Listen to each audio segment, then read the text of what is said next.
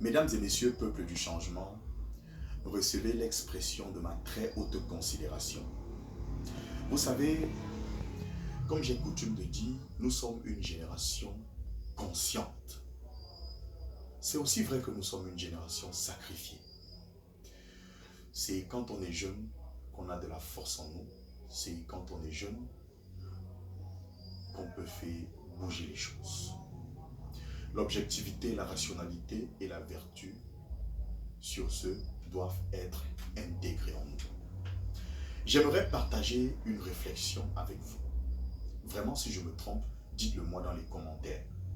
Dites-le moi, vraiment. C'est pour cela aussi que je te demande de liker, de partager et de t'abonner pour m'encourager, vraiment. J'ai vraiment une réflexion à partager avec vous. Est-il normal que des personnes intelligentes, vraiment intelligentes, que des personnes sages, vraiment sages, que des enseignants d'université, que des personnes bien constituées, bien normales, puissent appeler à la candidature d'un papa de 92 ans? Est-il normal? Vraiment, si je me trompe, dites-le moi dans les commentaires. Est-il normal que des individus,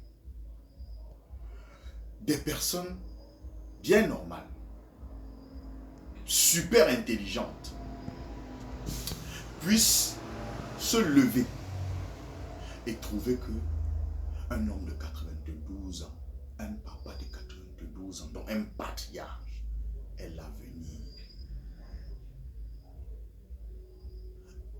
peut, du moins, est l'avenir, incarne l'avenir, voilà, d'une jeunesse, et incarne l'avenir d'un peuple.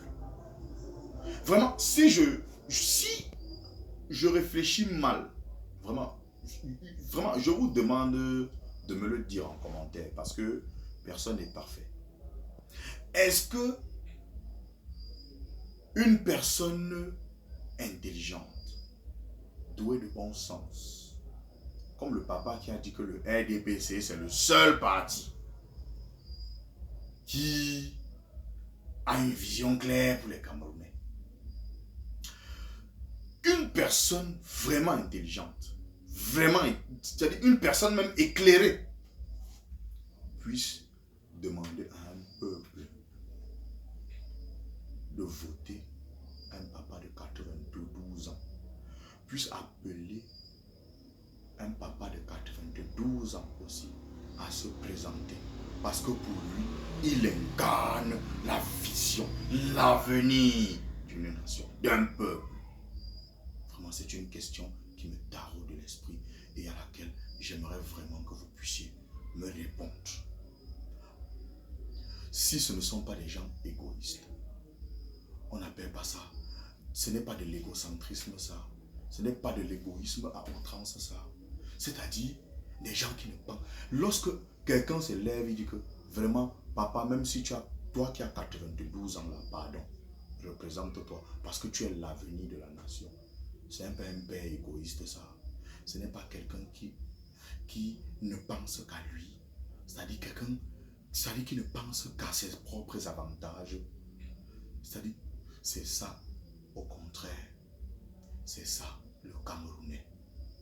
Quand le Camerounais mange déjà bien, il vit bien, sa famille vit bien, tout le monde dans sa famille se porte bien, lui-même il se porte bien, il a ses grosses voitures, il a ses grosses maisons, il a ses gros immeubles.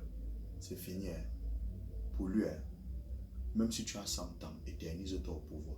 Même si tu gères le pays tellement mal, pour lui ça va. Même s'il n'y a pas de route, il n'y a pas d'eau, il n'y a pas d'hôpitaux, il n'y a pas d'électricité, il n'y a rien. Même si le pays, il n'y a rien, pour lui ça va. Hein? Mais si pour lui, il va déjà bien. Si lui, il va déjà bien, ça va. Donc, il n'a plus de problème. Il n'a plus de problème. Donc, c'est parce que certains Camerounais des jouisseurs sont dotés d'une irrationalité, font preuve de manque d'objectivité, que nous, le peuple du changement, nous devons nous lever pour dire stop, ça suffit. Il faut que le pays change cette année. Afin que nous-mêmes aussi, quand il dit nous-mêmes aussi, nous le peuple, nous puissions voir notre pays décoller. Le principe de méritocratie plus primé. Que des gens comme moi, qui sont des doctorants, qui ont des maîtrises, puissent au moins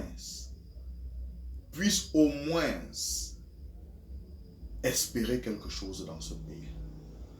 Parce que honnêtement, je ne pense pas qu'un gars comme moi puisse espérer quelque chose dans ce pays tant que ce régime est là.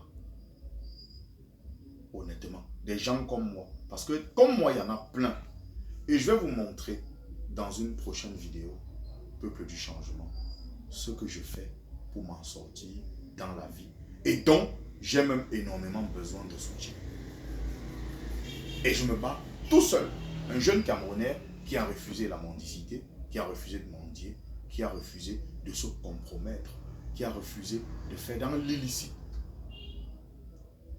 pour survivre, mais qui a décidé de se battre pour survivre.